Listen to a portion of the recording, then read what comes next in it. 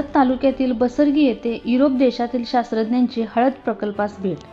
जत तालुका कृषी अधिकारी प्रदीप कदम साहेब यांच्या मार्गदर्शनाखाली बसरगी येथे हळद प्रकल्पास सांगलीचे प्रतीक इंडस्ट्रीजचे मालक शहा व त्यांचे सहकारी कुलकर्णी साहेब व युरोप देशातील जर्मनीहून आलेले शास्त्रज्ञ बसरगी येथे पटेल यांच्या हळद प्रकल्पास भेट दिली.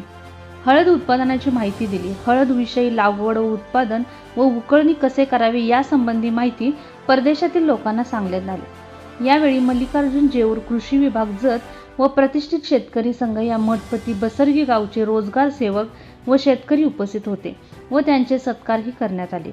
यावेळी शास्त्रज्ञ म्हणाले की महाराष्ट्र हे कृषीप्रधान देश आहे. येथील शेतकरी चांगल्या पद्धतीची सेंद्रिय शेती करतात. हळद उत्पादन करणाऱ्या शेतकऱ्यांचे कौतुक केले. बसरगी येथे हळद लागवड एकूण 96 लाभार्थी आहेत व 40 हेक्टर लागवड झालेले आहे. एकरी 25 ते 30 क्विंटल हळद तयार होते. याआधी युक्रेन व लंडनमधील शास्त्रज्ञ या प्रकल्पास भेट देऊन गेलेले आहेत.